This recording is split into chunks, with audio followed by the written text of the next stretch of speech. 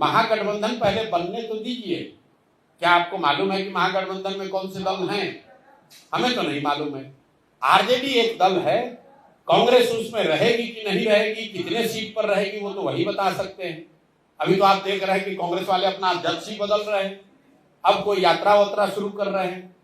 तो ये तो अभी से लेकर अक्टूबर तक खींचतान उठा पटक चलता रहेगा। जहां तक जनसुराज की बात है, हम लोगों ने कहा जुलाई आते आते हम लोग आपको स्पष्ट तौर पर 243 उम्मीदवार की पृष्ठभूमि, बिल्कुल दूध का दूध पानी का पानी आपके सामने, जनता के सामने रख देंगे कि ये हम लोग के 243 उम्मीदवार हैं, बिना इसकी चिंता किए हुए कि दूसरे दल का उम्मीदवार किस जाति का होगा, किस दल का होगा, क्या समीकरण बनाएगा। हम लोग का समीकरण विकास है, हम लोग का समीकरण बिहार का सुधार है, हम लोग की ताकत ईमानदारी और शुद्धता है, और उसी के आधार पर हम लोग चलेंगे। दूसरे दल वाले क्या करते हैं इससे कोई लेना देना नहीं है। बहुत आदमी सुझाव दे रहा है, भैया यहाँ आरजेडी इस जाति का देगा तो हम लोग को ये देना चाहिए। आप जब कंपटीशन की तैयारी करते हैं, आईएएस पीसीएस की तैयारी करते हैं, तो आप ये थोड़ी चिंता करते हैं कि दूसरा कैसे पढ़ रहा है। आप अपनी अच्छी पढ़ाई करते हैं, आपको मालूम है मैं अच्छा पढ़ूंगा, मुझे नंबर आएगा, मैं कम्पीट कर जाऊंगा। तो जनसुराज उसी मोटो पर चल रहा है। हम लोग अपना प्रयास जो भी हो सकता है वो करेंगे, सबसे अच्छे लोगों को उम्मीदवार बनाएंगे। जनता के सामने एजेंडा रखा है, जनता को तय करना है कि उनको वोट किसको देना है। पहले आपने कहा सरकार बनाने की इच्छा रखते हैं। प्रशांत किशोर के लिए और मैं समझता हूं कि जनसुराज में जुड़े हुए बहुत सारे साथियों के लिए राजनीति सिर्फ एमएलए एमपी बनने का उद्देश्य नहीं, का जरिया नहीं। हमारे लिए राजनीति सिर्फ एमएलए बन जाए, मंत्री बन जाए, कुछ पैसा कमा ले, ठेका ले ले, ये मेरा उद्देश्य नहीं। राजनीति हमारे लिए समाज का आवाज बनना है, समाज के लिए कुछ करना है, इसलिए राजनीति कर रहे हैं। ऐसी कोई स्थिति नहीं आएगी जिसमें हम लोग कभी किसी के साथ गठबंधन करें, ना चुनाव से पहले ना चुनाव के बाद। चुनाव से पहले भी 243 सीट पर ही लड़ रहे हैं, और चुनाव के बाद अगर सरकार बनाने भर नंबर नहीं आया तो हम लोग को कोई जल्दी नहीं है, 5 साल और बिहार की आवाज बनकर रहेंगे। आज हमारे पास एक भी विधायक नहीं है, तो क्या राजनीतिक तौर पर मुझे आप सीरियसली नहीं ले रहे? इतने सारे पत्रकार बंधु क्यों आए हैं? हमारे पास विधायक तो नहीं है। कोई विधायक मंत्री आ जाए तो इतने पत्रकार नहीं आएंगे। अगर हमको 10,000 लोग सुनने आ रहे हैं तो क्यों आ रहे हैं? क्योंकि उनको इस राजनीतिक प्रयास में कुछ शुद्धता, कुछ ईमानदारी दिख रही है, इसमें कुछ होप दिख रहा है। कोई विधायक की ताकत नहीं है, कोई मंत्री आएगा तो इतना चर्चा का कारण नहीं बनेगा।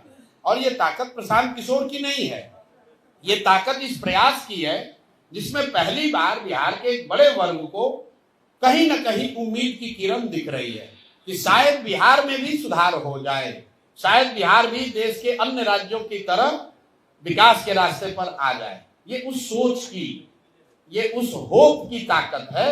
तो आप बिल्कुल लिख लीजिए, निश्चिंत हो जाइए, जनसुराज अपने दम पर चुनाव लड़ेगा, अपने दम पर चुनाव जीतेगा। अगर किसी वजह से नहीं जीते तो विपक्ष में बैठेंगे, घर पर बैठना मंजूर होगा, लेकिन किसी के साथ समझौता नहीं करेंगे। एक और सवाल है अभी हाल के दिनों में मैंने कहा था कि सवाल इस मंच पर बैठे हुए सारे लोगों से आप लोग कर सकते हैं, आप हम ही को किए जा रहे हैं।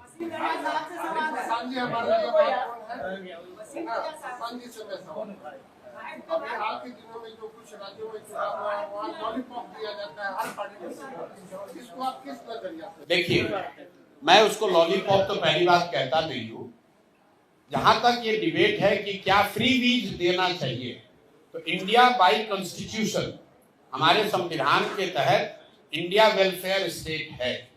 तो जो यहाँ पर गरीब है, वंचित है, पिछड़ा है, उसको प्रोएक्टिव सरकार को उसकी मदद के लिए खड़ा होना चाहिए, वो योजनाएं लागू करनी चाहिए जिससे उनका फायदा हो।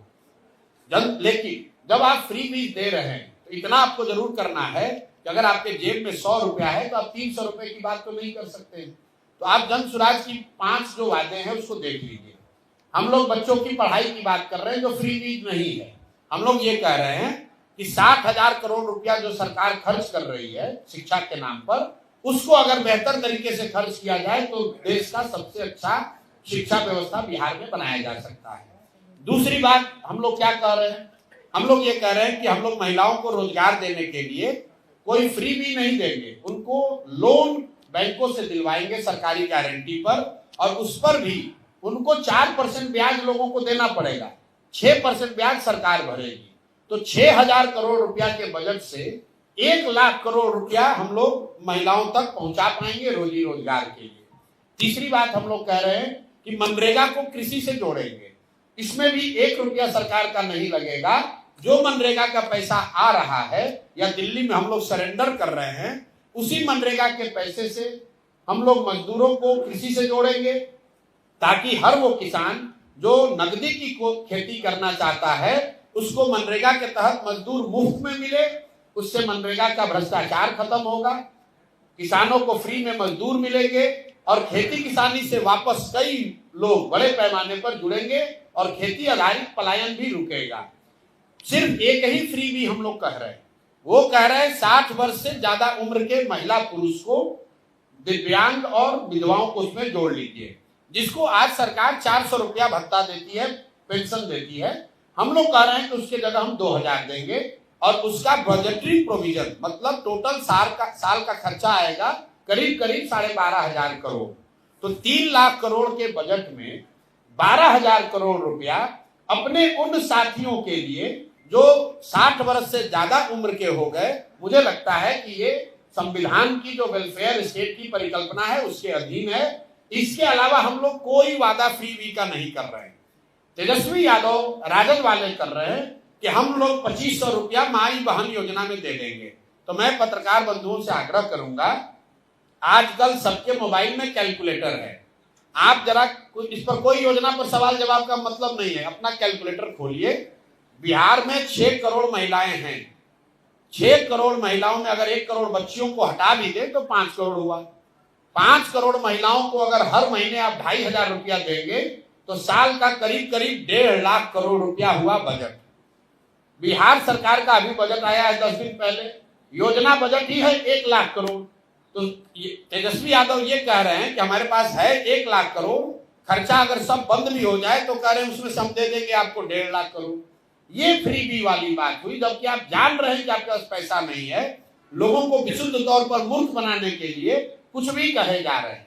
आप पत्रकार होने के नाते ये भी समझ लीजिए कि देश में दिल्ली और गोवा जैसे 2-4 राज्यों को अगर आप छोड़ दें तो कोई भी राज्य, केरल, तमिलनाडु, महाराष्ट्र, कोई राज्य अपने राज्य के आधी आबादी को 2,500 रुपया प्रति माह नहीं दे सकता है। बिहार की तो बात ही छोड़ दीजिए, बिहार तो सबसे करीब है। जो सबसे धनी राज्य है वो भी नहीं दे सकते हैं, क्योंकि किसी भी सरकार के पास 1 लाख 1.5 लाख करोड़ रुपया साल का एक योजना में फ्री में बांटने के लिए नहीं है। तो कहीं आप सुनते हैं कि लाडली योजना या झारखंड में योजना, वहां पर भी 2,500 रुपया हर महिला को नहीं दिया जा रहा है, वो कंडीशनल ट्रांसफर है। बंगाल में 500 रुपया दिया जा रहा है, तमिलनाडु में 1,000 दिया जा रहा है, लेकिन वो भी उनको दिया जा रहा है जो गरीबी रेखा से नीचे हैं या किसी विशेष सामाजिक वर्ग से, दलित वर्ग से आते हैं या कि पिछड़ा वर्ग से आते हैं। ऐसे ब्लैंकेट कह देना कि सारी महिलाओं को 2,500 रुपया महीना दे देंगे, मुझे लग रहा है कि विशुद्ध तौर पर आंख में धूल झोंकने वाली बात है। भाजपा के बी टीम का आरोप लगता है, क्या भाजपा के बी टीम इसको कैसे आप निकलेंगे? काहे निकले? कौन आरोप लगाया है? आप लगा रहे हैं? कौन लगा रहा है? लोग का नाम बताइए। आरजेडी लगा रहा है। तो आरजेडी तो कह रहा है कि हम बिहार को बहुत विकास कर दिए। आरजेडी का बात मान लीजिएगा। आरजेडी वाले तो ये कह रहे हैं कि बिहार में सारे अति पिछड़े, सारे गरीब, सारे वंचित का हम लोगों ने कल्याण कर दिया। तो क्या आरजेडी की बात मान लीजिएगा? आरजेडी मुसलमानों को डराकर, भाजपा का डर दिखाकर पिछले 30 वर्ष से मुसलमानों का शोषण कर रहे हैं। न उनको भागीदारी दी, न उनको विकास दिया, न उन भाजपा को हरा पाए। तो आरजेडी के लिए मुसलमान तो लालटेन का किरासन तेल है, और जब पहली बार वो किरासन तेल उनके लालटेन से निकल गया, अब वो जनसुराज की ओर जा रहा है, तो उनका लालटेन बुझ रहा है। जब लालटेन बुझेगा तो आप चिल्लाओगे ही, अरे भाई रोको रोको रोको। तो बात कहने के लिए तो कुछ है नहीं कि क्यों नहीं जनसुराज, तो ये कहीं बात कहते जाइए। भाजपा का बी टीम है। अरे भाई आप कौन है सर्टिफिकेट बांटने वाले? आप कौन है सर्टिफिकेट बांटने वाले? आपको किसने अधिकार दिया है? हमको तो किसी ने नहीं कहा। आरजेडी वाले कह रहे हैं तो हम कह देंगे कि तेजस्वी यादव भाजपा के बी टीम है, आप मान लीजिएगा? आपने कभी पूछा तेजस्वी यादव से कि जनसुराज वाले कह रहे हैं कि आप भाजपा के बी टीम है, या आप मुसलमानों का खून चूस रहे हैं पिछले 30 साल से? आपने सवाल पूछा हमसे? अरे हमसे जरूर पूछिए, लेकिन इतनी हिम्मत पत्रकार के तौर पर रखिए कि उनसे भी तो पूछिए जो दूसरे आते हैं सामने। कभी मिले हैं तेजस्वी यादव से?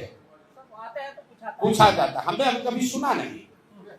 अगली बार आए तो पूछिएगा जरूर, अगली बार आए तो पूछिएगा जरूर। मतलब कोई सामने मिल जाए उसको आप 1000 सवाल पूछिएगा। और तेजस्वी यादव को पिछली बार आपने पत्रकार वार्ता में कब सवाल किया था, नीतीश कुमार से आपने कब सवाल पूछा था, मुझे याद नहीं है। अगर आपको होगा तो हमको बता